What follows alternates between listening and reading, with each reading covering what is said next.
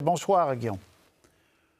Bonsoir, Patrice. Quand les hauts gradés de l'armée israélienne disent capituler et sinon on va continuer, ou dans votre esprit, l'armée israélienne est rendue sur 1 à 10, à quel niveau de son intervention? Est-ce qu'ils ont fait le 2/3 de ce qu'ils voulaient faire, les 3/4? Comment vous voyez ça?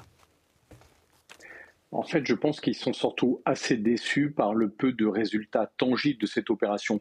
L'opération a commencé il y a plus de 2 mois. Elle visait à éradiquer le Hamas. Et plus l'armée israélienne avance, et plus en fait ils détruisent une grande partie de la surface de la bande de Gaza, mais sans obtenir de prise de guerre qui soit réellement importante. On n'a jamais trouvé de quartier général stratégique ou d'arsenaux du Hamas.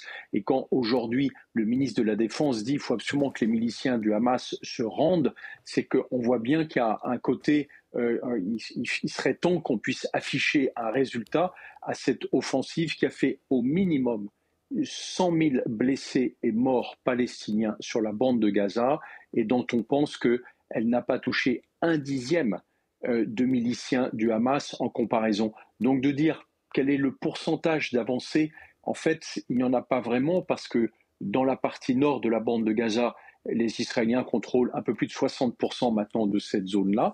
Et dans la partie sud, où ils ont massé l'essentiel de la population, 2,5 millions d'habitants, eh bien, en fait, les Israéliens n'ont même pas la capacité de contrôler l'intégralité de cette zone.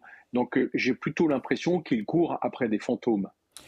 Guillaume Ancel, vous avez écrit un texte où vous décrivez les charges utilisées par les missiles israéliens et vous dites il y a une différence entre une petite charge, 8 kg par exemple, on n'y connaît rien nous, mais et une grosse charge, une bombe, pour prendre un langage populaire, à 250 grammes.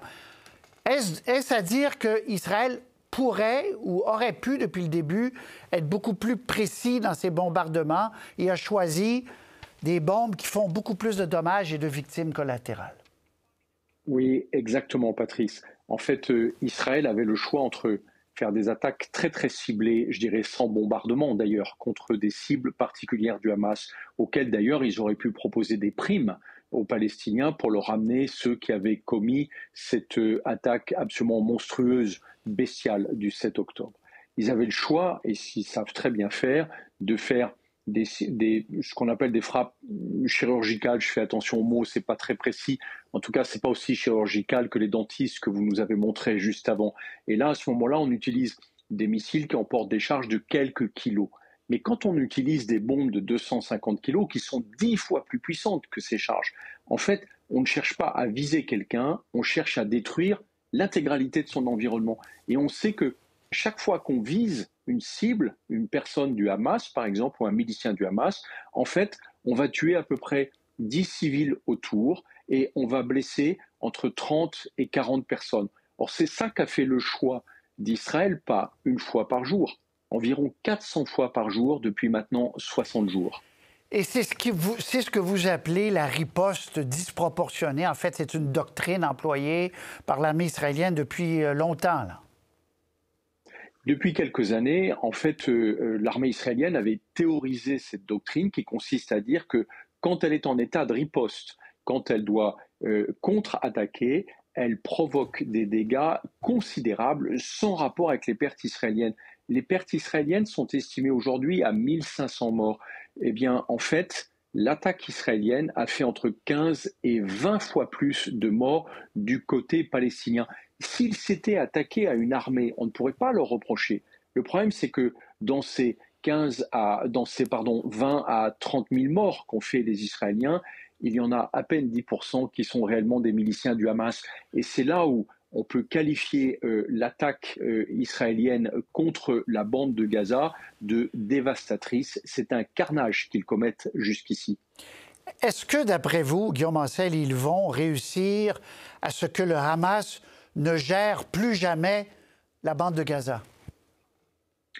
Là, je pense que ça, c'est assez probable. C'est-à-dire qu'ils vont sans doute exiger en contrepartie de leur retrait de la bande de Gaza. Tout à l'heure, dans votre reportage, le ministre de la Défense le disait bien, les Israéliens n'ont pas l'intention de rester sur la bande de Gaza, mais ils vont exiger que ce soit soit une force internationale, soit quelque chose qui soit sous leur contrôle, qui leur permette de s'assurer que le Hamas ne revienne pas. Mais avec une telle violence, ils ont aussi garanti au Hamas qu'il puisse recruter des miliciens pour les 15 prochaines années. Voilà. Et c'est bien ça qui pose problème. On voit bien que la stratégie du gouvernement Netanyahou est une impasse à ce stade. Les otages, en terminant, Guillaume Ancel, les otages, est-ce que l'armée israélienne les oublie, là? Parce qu'on ne voit plus de trêve à court terme possible.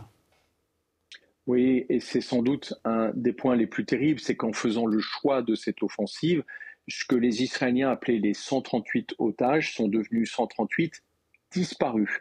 C'est-à-dire qu'on n'a absolument plus de preuves de vie pour la moitié d'entre eux, et il est fort probable que s'il en reste entre 60 et 80 encore en vie, ce serait vraiment formidable.